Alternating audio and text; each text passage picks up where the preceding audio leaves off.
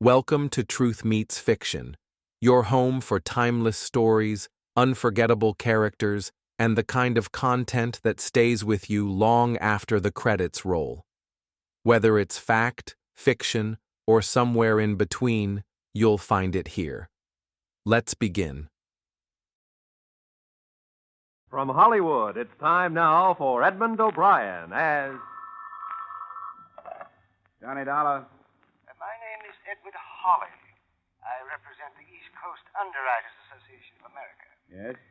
It has been brought to my attention that you are a special investigator, available on a contract basis. That's right. But as a matter of fact, we carry a policy on a Sidney Rykoff, a pugilist, I believe. We have received notification of a very unusual nature. Uh-huh. Why don't you get it off your chest, Mr. Hawley? Off my chest? Oh, yes, of course. We have just received a ransom note. Mr. Rykoff has been kidnapped. Edmund O'Brien in another transcribed adventure of the man with the action-packed expense account, America's fabulous freelance insurance investigator. Yours truly, Johnny Dollar. Expense account submitted by Special Investigator Johnny Dollar to East Coast Underwriters Association, Hartford, Connecticut. Attention, Edward Hawley. The following is an accounting of my expenditures during investigation of the Sidney Rykoff Matter. Expense account item 1, $1.50 cab fare to your office. Now, I'm not in the habit of beating about the bush, Mr. Dollar, but the situation from which we must extricate ourselves is, delicate enough to warrant your extreme caution. Sidney Rykoff will be dead in 7 hours. You want to pay off the ransom note, is that it? Now, you understand that this requires the utmost secrecy, because few people realize the necessity of insurance companies, such as ours, being forced to negotiate with unscrupulous persons. Here's the note. It was mailed yesterday in Kansas City. Have the police seen this? Certainly not. I'm afraid you don't understand at all, Mr. Dollar. Now, you see... Yeah, I see. $25,000 is against $100,000 for you boys. No questions asked, right? Right. It was what anyone would expect a ransom note to look like, made up of prints taken from newspapers and magazines and pasted on a plain sheet of yellow paper. It read, "We have Sidney Rykoff. If you want him alive, bring $25,000 to the Anthony Millstone Mausoleum, Johnson Park Cemetery, Kansas City, Missouri, at exactly midnight, May 13. If you call the police, forget the money, Rykoff will be dead." Now, naturally, $25,000 is a lot of money. If there's a possibility of saving it, we wish you do a little investigating first. Now, look, Mr. Hawley, it's 5 o'clock in Kansas City now. As you said yourself, he'll be dead in 7 hours. It'll take me at least 5 hours to get there. We'd better pay off first and investigate later. You've marked the money, haven't you? Certainly. Here's the list. And here's the $25,000. The matter's in your hands. Expense account item 2, $453 in advance for charter plane. As we hit the Ohio River, the sky started to blacken ahead of us. Looks pretty rough out west. What's weather say? Nothing later than St. Louis. Storm front to 16,000. I think we ought to set down. We can't. If I'm not in Kansas City by midnight, somebody will be dead. You a doctor? Yeah, in a way. But this is one sickness that can only be cured with money. Look, mister, I'm going to lay it on the line. I'm no hero. I got a wife and a couple of kids back east.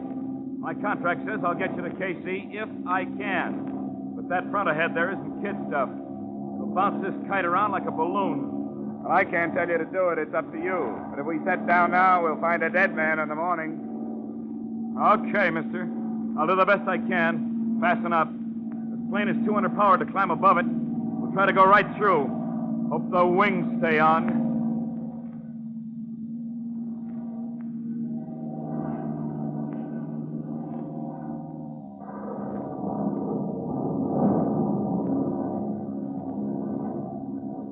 What was left of us coasted into Kansas City at 11:40. Expense account item 3, an extra $100 for a pretty good pilot. Expense account item 4, $3 transportation to Johnston Park Cemetery. The driver took my money and scooted off fast. I found the right mausoleum at the edge of the park. I looked at my watch. It was 3 minutes to 12. Park's closed, mister. Yeah, I know. I'm supposed to meet somebody here. What for? It's a financial matter. You can conduct your business with me. Wait a minute. How do I know there won't be more business tomorrow? You don't. Where you going to leave him? We'll let you know. Yeah. Thanks. See you around. There's never a guarantee in a kidnapping case. You hope the guy will be alive, but you don't just sit around waiting for him to show up. I checked into a hotel, had half a night of sleep, and the next morning I strolled around the listed place of occupation of victim, Sidney Rykoff, the Southeastern Athletic Club. This high-sounding name covered for a bunch of cheap pugs and cheaper boxing equipment. Sidney's manager made his shabby office livable by spraying the corners with Sweet Air household deodorant and keeping the door closed. Close the door. What's the matter with you? Crazy or something? You want that smell coming in here? You know what trouble I go to keeping that smell out of here? Sorry. People come in here, what do they care? It's not their office. They wouldn't do it at home. What do you want? I have information that you're Sidney Rykoff's manager. Is that right? Yeah, you know where he is? That bum. Smashed him against Malone next week, and he's off on another bench. You want him, you can have him. There's 1,000 fighters I could have. 2 years ago, I should have torn his contract to pieces, but I fell in love with his right cross. Did you ever see his right cross? No. Stand up here. That won't hurt you. Put your hands up. Now, higher. That's right. Now, look. It's the 5th round. I've been throwing body blows at you, see? Let me loosen my tie. Forget it. Are you listening to me? Yeah, go ahead, go Well, ahead. now, look. Your defense is dropped. See, I telegraph a left. A left what? Cross! Oh, cross, yeah. Then, bam! Hey. Well, with me, it never works. That's how Rykoff won the Golden Gloves in 47. Say, how do you know he's off on a binge? He mixes it with milk. You ever hear anything so disgusting? Bourbon and milk. Thinks he's still in training that way. When was the last time you saw him? Friday afternoon. He was working out. He looked great. But when he comes back, he's got no manager. What kind of shape can he be in for Malone? I'll have to bail him out. I know it. If I don't, who will? Not his wife, that's for sure. I was going to ask you about his wife. Let me tell you something about that woman. In one way, she's the greatest gal on the face of the earth. And on the other hand, she can be a demon. Let me tell you something what she did. Yeah? You know that big boy from Chicago who come up through the middleweight? What was his name? That Snyder, Ryder, Kreider, or something like that. Anyhow, she told Sidney if he didn't beat this guy, she wouldn't let him in the house. Well, Sidney gave the greatest fight it was possible for him to give. But he got it in the 8th. He was a mess, mister, a mess. You know they had to sleep in the hall? She wanted a winner? Yeah, he never lost again. I'd rather have her under contract than him any day. He don't fight for money. He don't even fight to be great. He fights to keep her from leaving him. Hey, who are you, anyhow? I'm from Hartford. What, with Milosky? No, not Milosky. Was it with Milosky? Did you have a stable of welterweights? No, I'm thinking of that. What am I thinking of that? Thanks for the information, Mr. Medill. I think it stopped raining. Wait a minute. Who are you? Insurance. Oh. Well, for the love of Charlie, close that door!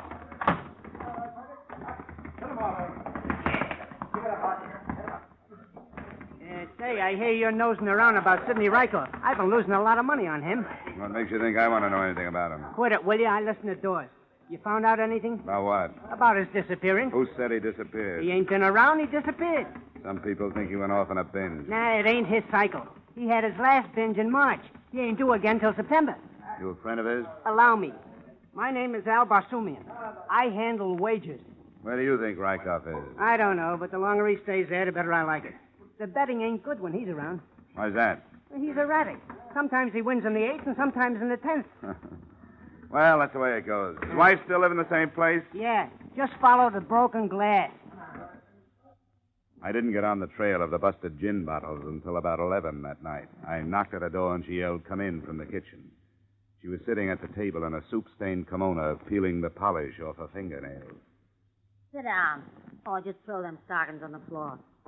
You drink? Not right now, thanks. I'm an insurance investigator, Hartford, Connecticut. When did you see your husband last? Oh, Sidney? He comes home when he feels like it. Why? Something happened to him? I think you ought to know, Mrs. Rykoff. Your husband has been kidnapped. The company I'm working for received a ransom note. I paid somebody $25,000 last night to get him back. $25,000? For Sidney? Gary Medill, his manager, took out a $100,000 insurance policy on him. Will you throw me that bottle? Who'd know about that policy? $25,000 for Sidney. The papers know about this yet? Hey, I gotta get fixed up for the reporters. I look like a perfect slob. Nobody knows about it but you and the insurance company. Now, how about giving me some answers? Why? So I can get him back? What do I want to get him around here for? Who'd know about that policy, Mrs. Rykoff? Besides Medill, I don't know, but he's Gabby. Who did you pay that $25,000 to? Well, the man that gave it to me didn't give me his name. Wait a minute. If that bum walked out on me, if he picked up 25 grand by kidnapping himself, well, he can stay out. He's not getting back in. What did he look like, who you paid it to? It was dark. Couldn't see much but his size. About up to here. Oh, then it wasn't Sidney. He's a light heavy, 5'11". Could have been a friend. Any idea who? No, and if I had, I'd tell you. Ah, he can't get away with this. What makes you think he'd try? Because he got no guts anymore. Wants to quit fighting. When he does that, he quits having me. And he knows it. I'm not the type for any milksop. Hey, you sure you don't want a drink? No, thanks. Why not? Well, Mrs. Rykoff. Who's that? It's me, honey. Who's he? That your husband? No, it's another stumblebum, Mickey Snell. Hey, who's this guy? Never mind who's this. You lost your fight. Oh, Joe, honey, what's a I heard it on the radio, a lousy 4-rounder, you stupid clown. Get out of here. Oh, now, don't be that way, Joe. It was a bad match. I'll win the next one for you. Then you can come back. But you lost tonight. Get out of here! Hey, Joe! Get out of here! Go on, you two-bit mug! She backed him into the living room and reached up towards the mantel as she passed it. She finally found something heavy enough. A 2-foot wrought iron candlestick. She didn't have to swing it. Her guest took one look at it and went out the door. I thanked her for her hospitality and followed him. He went down 2 blocks and into a bar. I got his name from a waitress and slipped into a booth with him. What was you doing there, buddy? Business, Mickey. I was asking her about her husband. Yeah? What for? What difference does it make? He's missing and I want to know where he is. I don't believe you. You're part of why she kicked me out, and I don't like it, see? You know why she kicked you out. She likes winners. You lost your fight tonight. Well, she knew I was outmatched. That guy had the reach and everything. Look at my face. Hey, how long are you a friend of hers, buddy? I'm not a friend. I just met her. Came in from Hartford, Connecticut. Yeah. How well did you know Sidney Rykoff? What is it? Look, I'm working for an insurance company. They want to know where he is, that's all. How well did you know him? He beat me a couple of times at Red Cross of his. You know where he is? No. Did he take a run out on his own, or was it somebody else's idea? Who could have that idea, buddy? I hear he was winning a lot of fights. He was.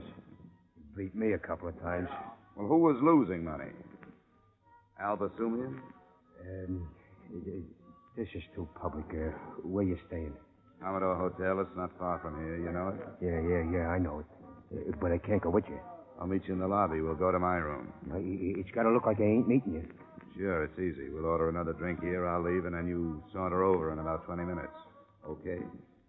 Okay. I pulled only one double cross on Mickey Snell. Instead of waiting in the hotel lobby for him, I waited outside the bar. He came out 20 minutes later, and I followed a quarter of a block behind him. I was half expecting him to make a wrong turn at the first corner, but he didn't. He stopped to wait for the traffic signal to change, and then stepped into the street.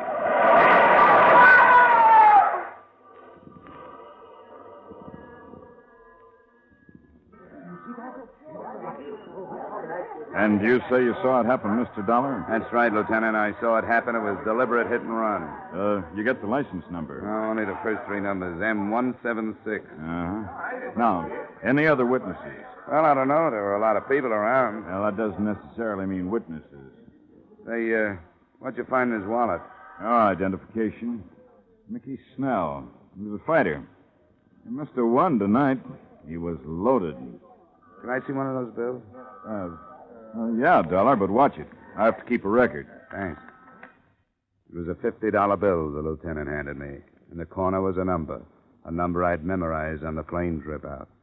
The bill on Mickey Snell's body was part of the ransom money I'd paid for the victim I hadn't gotten back. We will return to the second act of yours truly, Johnny Dollar, in just a moment. Circle Wednesday night.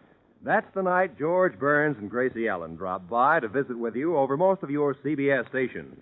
Each Wednesday, Burns and Allen bring you 30 minutes of rich laughs and hilarious characters. Remember, Burns and Allen this Wednesday night. Now, with our star, Edmund O'Brien, we return to the second act of yours truly, Johnny Dollar. I knew Mickey Snell had died for something, and his inglorious death pointed to one of three possibilities. First, Al Basumian's gambling ventures. Second, Gary Medill's insurance on Sidney Rykoff. And number three, the old kidnap yourself and collect the ransom type crime, with Mr. Rykoff himself as the suspect. To me, the latter loomed as the most probable. I told the police as little as I could, still operating on the assumption that Sidney would be dead if I spilled what I knew. At 2:00 a.m., I went back to my hotel for another half-night's sleep.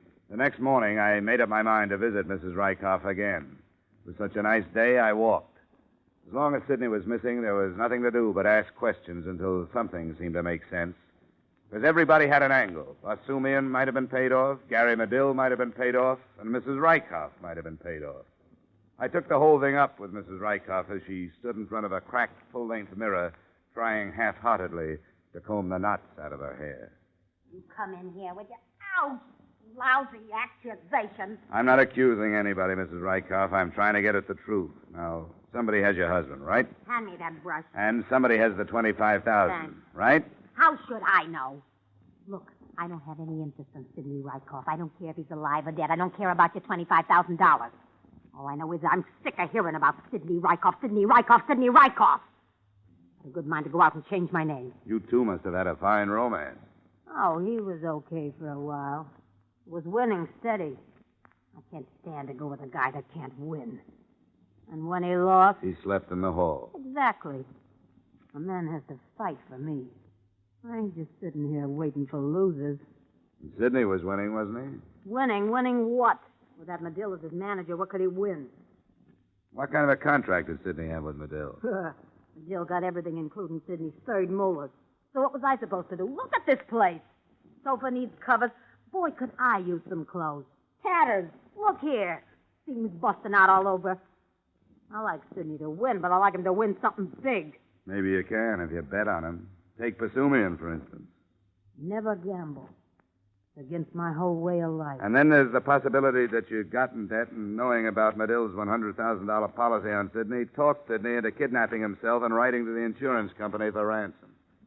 That's a dirty crack. But a pretty fast way to get out of debt. I've been scouting around. You owe a lot of people. I'd put the figure up to around $10,000. For a girl who lives like you do, that's a big sum. You make me mad. Get out of here. Bet you didn't think it would be like this when you first met Sidney, huh? Golden Gloves winner, handsome boy, trips around the country. I'll bet Get you... out! I'll put down that candlestick. I'll get it. You finish your hair. I'll get it. You stay where you are. Oh, copper, huh? Yeah, what is it, Sergeant? Mrs. Rykoff live here? Hi, Mrs. Rykoff. What is it? Well, I'm afraid I've got bad news for you, Mrs. Rykoff. Your husband, Sidney. What happened? They found him on the highway just outside of town. He's dead. I studied Mrs. Rykoff. Her face showed only what could have been contempt and maybe a little relief. The officer made an embarrassed exit, and I closed the door. Mrs. Rykoff walked to the window. I followed her. We didn't say anything for a long while, and then she turned to me. What do you expect me to do? Cry? Not if you don't feel like it. I feel like I felt when they paroled me. I didn't know you did time. Twice. For what? Burglary and a couple other things. What are you going to do now? I don't know, something. The way I did. You know, he wasn't such a bad guy when you got to know him. He tried hard. I used to sit in the front row, and when they knocked him down, I'd stand up and yell at him and call him every name in the book until I saw how mad he got, and he'd get up and win. Funny guy. I never could figure if he won because he loved me or if he won because he couldn't stand me.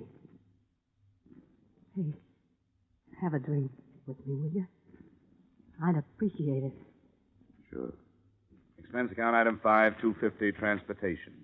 After toasting the remains of Sidney Rykoff in gin, I went down to the morgue and took a look at what was left of the Golden Gloves champ. His head had been bashed in with what the attendant described as a heavy instrument. The heavy instrument hadn't been found. They covered him up, and I went back to the hotel.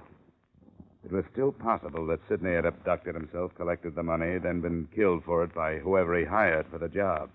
But then everything was possible. The more things happened, the more things were left in the dark. My head was spinning with Rykoffs and Medills and Basumians, and the taste of that raw gin wouldn't go away. I slept through the day, got up and ate dinner, and went to sleep again. It was a good thing I did, because the next morning, the phone rang early. Hello. Mr. Dollar, Yeah? this is Al. Al, give me a sec. Oh, yeah, Al. Yeah, Basumian. You better get down here to my place. Yeah, why? Don't be ridiculous. I can't tell you over the phone. 1050 Clay Street in 10 minutes, huh? Yeah, as soon as possible. Well, hurry. Yeah. Expense account item 6, 185 taxi fare to the brick bungalow of Mr. Al Basumian. I was surprised to find a man of such uncertain profession housed so well. He met me at the door in his bathrobe and without a word led me down the cellar stairs. He flicked on the light near the furnace and pointed mutely at something gold in a box of ashes. I lifted it out carefully. It was a golden statue of a boxer. The engraving read, Sidney Rykoff, 1947. The base was caked with dried blood. This is liable to be a little difficult to explain to the police, Al. I came down this morning to give the furnace a good cleaning. It ain't been used since winter. My wife has been after me to clean out the furnace because it ain't been used in so long, so I came down here. Look, Dollar, I didn't have nothing to do with this. This is probably the object that killed Sidney Rykoff. Could very well be that you thought up this kidnapping, killed Sidney, and took the dough. Would I kill Sidney, plant a murder weapon in my own furnace, and then call you? Now, would I? To throw suspicion away from yourself? It's been done before. All I can say is I didn't do it. Look, Dollar, I'd call you because I thought maybe you could get me out of this. You being a man of influence... As far as influence goes, mine stops at getting funeral passes. I'd stick around if I were you, Al. Any traveling you might do between now and when the police get here is liable to be considered a confession. You gonna turn me in? What would you suggest? Drop the trophy back in the box, Dollar. Every so often I run into something like this. Come on, stand away. Just shows you, Al. Never trust a friend. He might be more honest than you. Get upstairs. Get those hands up. You bet. He walked me in front of him for a few paces. As we passed the light switch, I let my elbow brush it down. As the lights went out, I fell to the floor. He shot over me, and I felt the hot sprinkle of powder. I grabbed his legs and pulled him to the ground. Okay, Al. Come on, let it go. Let it go, I said. You dirty double-crosser. Come on, drop it. I grabbed the gun and felt my way along the floor on the wall to the light switch. When I snapped it on, I found I'd left a very cold Mr. Basumian on the cellar floor. I took the Golden Gloves trophy out of the box of ashes, wrapped it in a piece of newspaper, and headed up the stairs. Expense account item 7, $2. Taxi fare again. To the police station? No. I was a fool, but no. I had a big hunch that the man I'd left in his own basement was not the killer or kidnapper of Sidney Rykoff. What I should have done is told the police my theories and hopped a plane for home. But there was $25,000 the company had paid in ransom money, plus $100,000 for the death of Sidney Rykoff, which they were going to have to pay. And if things stacked up the way I had it figured, maybe I could save them on both accounts. No, I didn't go to the police. I went to the drab apartment of Mrs. Sidney Rykoff. I was about to knock when I heard a pair of familiar voices inside. You shouldn't have come here, Gary. Well, I had to. Now that they found him, we can get out of here. You think so? I don't mean right today. A week, maybe. Then we'll get out. Kiss me, baby. I let it scram. Careful. As he opened the door, I ducked around a corner of the hallway and flattened myself against the wall. Once he looked back. I saw him squinting into the shadows, and I wasn't sure whether he saw me or not. I waited till he was a good way down the street before I went to the drugstore and phoned for the law. I told the lieutenant in charge to give me 5 minutes alone with Mrs. Rykoff and then to take her away. He agreed, not knowing what was up. I went back up to Mrs. Rykoff's apartment. In the hallway, I quietly unwrapped the Golden Gloves trophy and stuffed the newspaper into my pocket. The door was open, just a crack. I opened it wider. There was no one in the living room. I squeezed inside and shut the door with care. I heard her pulling up window shades in the bedroom. I went over to the mantel. There was a round, clean spot in the center, and the trophy fitted right into it. Then I went over to the couch and sat down. I felt the comforting bulge of Basumian's gun in my pocket, and I lit a cigarette. She must have smelled the smoke. How did you get in here? You left the door open. You got a lot of nerve. You know, something's different about this room. You know that? You know, I can't put my finger on it, but there's something added. Maybe it's you. No, I mean in the way of furnishings. Are those the same drapes you had in here before? Look, let's skip the interior decorator routine. No, please, it bothers me. Let's see, the sofa was over here, remember that? Chair was over there. Maybe it's something on a mantelpiece. What? Yeah, it's that thing. Hey! Where did that come from? I don't know, but it sure is pretty. Oh, I guess that's what Sidney won in the Golden Gloves, huh? Let's see that. No, stay away from there. Well, what's the fuss? It's just a trophy. You're pretty smart, aren't you? Well, it isn't going to do you any good. You better put that trophy back where it belongs, Mrs. Rykoff. You don't want to cave in my skull like you did your husband. Nobody's stopping us. Nobody. You must swing a pretty mean trophy, Mrs. Rykoff, but not today. Let go of me! Come on, give me that. No! That's better.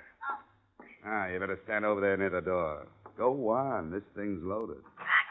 Get him, Gary! Gary! Gary! Thanks, Lieutenant. Hi, Dollar. Well, better late than never, huh?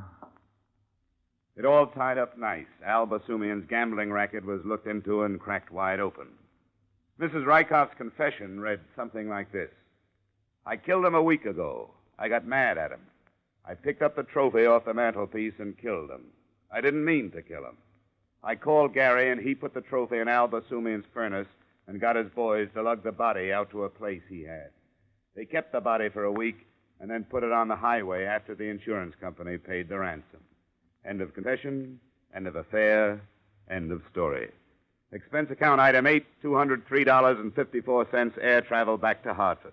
Expense account total, $982.28. Yours truly, Johnny Dollar.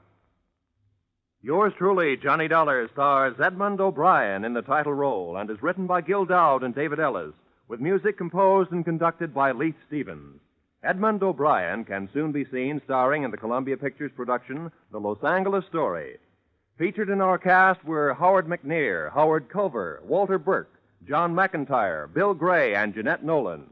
Yours truly, Johnny Dollar, is produced and directed by Jaime Del Valle. Join us again next week at this time when Edmund O'Brien returns in another transcribed adventure of Yours truly, Johnny Dollar. Every story leaves a trace, some in history, others in the shadows. If this one made you think, question, or shiver just a little, you're in the right place. This is Truth Meets Fiction. Until next time, stay curious, stay sharp, and don't believe everything you're told.